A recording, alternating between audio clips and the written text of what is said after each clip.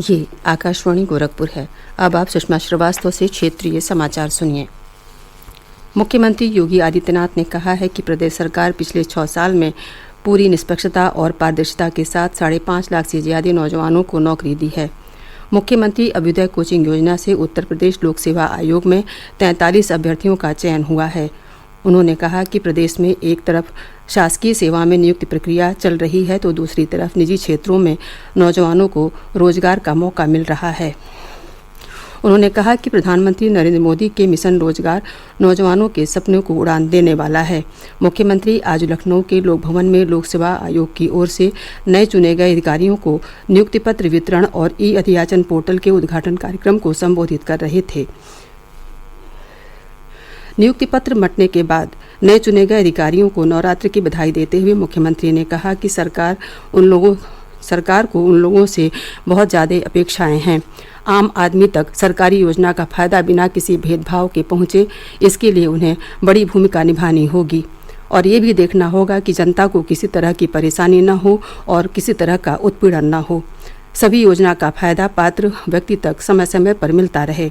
मुख्यमंत्री सबसे संवेदनशील प्रशासन देने के लिए अपने आप को तैयार करने की अपील की। प्रधानमंत्री नरेंद्र मोदी कल अपने संसदीय क्षेत्र वाराणसी का दौरा करेंगे। वे वहां वन वर्ल्ड टीबी समिट को संबोधित करते हुए 2000 करोड़ रुपये से ज्यादा के कई परियोजना का लोकार्पण और शिलान्यास करेंगे। ये परियोजना 15 करोड़ 78 लाख रुपए के बनारस में लाल बहादुर शास्त्री हवाई अड्डे के पास करखियाओं में बनी एकीकृत पैक हाउस भी शामिल है। ये पैक हाउस बनारस और आसपास के इलाकों के कृषि निर्यात को बढ़ावा देने में मदद करेगा।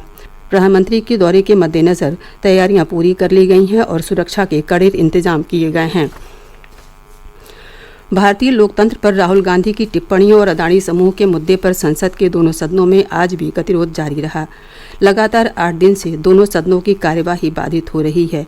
लोकसभा में आज सवेरे जैसे ही सदन की बैठक शुरू हुई, विपक्षी सदस्यों ने अदानी समूह के मुद्दे पर नारेबाजी शुरू कर दी। शोर शराबा जारी रहने पर लोकसभा अध्यक्ष ने सदन को दोपहर 2 बजे तक स्थगित कर दिया। सदन की कार्यवाही फिर शुरू होने पर हंगामा जारी रहने के कारण लोकसभा को शाम 6 बजे तक स्थगित कर दिया गया। राज्यसभा में भी सदन की बैठक शुरू होते ही सभापति जगदीप धनखड़ ने विपक्षी दलों द्वारा लाए गए स्थगन के नोटिसों की अनुमति नहीं दी। सदन के नेता पीयूष गोयल ने कहा कि सभापति के प्रयासों के बावजूद मुख्य विपक्षी दल के साथ कोई सहमति नहीं बन रही है। विपक्ष के नेता मल्लिकार्जुन खड़गे ने अडानी समूह के मुद्दे पर संयुक्त संसदीय समिति से जांच कराने की विपक्ष की मांग दोहराई। हंगामा जारी रहने पर सदन को पहले दोपहर 2 बजे तक फिर दिन भर के लिए स्थगित कर दिया गया। इससे पहले राज्यसभा के सभापति जगदीप धनखड़ ने सदन के सुचारू संचालन पर चर्चा के लिए विभिन्न राजनीतिक दलों के सदन के नेताओं के साथ बैठक की। सभापति ने सत्तारूढ़ और विपक्षी पार्टियों की ओर से उठाए गए मुद्दों पर सदन में जारी गतिरोध समाप्त करने का आग्रह किया।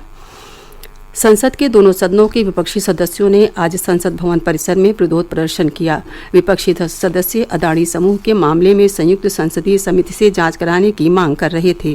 कांग्रेस अध्यक्ष मल्लिकार्जुन खड़गे, आम आदमी पार्टी के संजय सिंह, डीएमके पार्टी के टीआर बालू, भारतीय कम्युनिस्ट पार्टी के बिनॉय बिस्वम, बीआरएस पार्टी के केशव राव तथा जनता दल यू, समाजवादी पार्टी और अन्य दलों के सदस्यों ने भी विरोध प्रदर्शन में भाग लिया।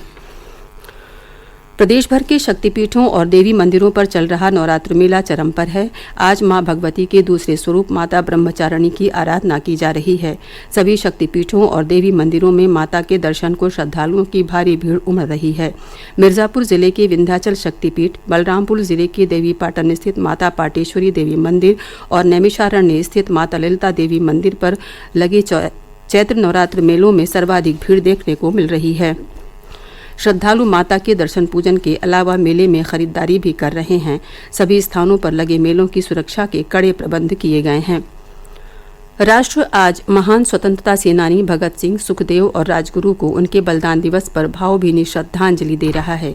इस अवसर पर पूर्वी उत्तर प्रदेश सहित प्रदेश के सभी जिलों में इन महान सेनानियों को श्रद्धांजलि देने के विविध कार्यक्रम आयोजित किए जा रहे हैं। लोग उनके व्यक्तित्व व कृतित्व को याद कर रहे हैं और राष्ट्रभक्ति के लिए संकल्पित हो रहे हैं। इसके साथ ही क्षेत्रीय समाचारों का ये बुलेटिन समाप्त हुआ। नमस्कार।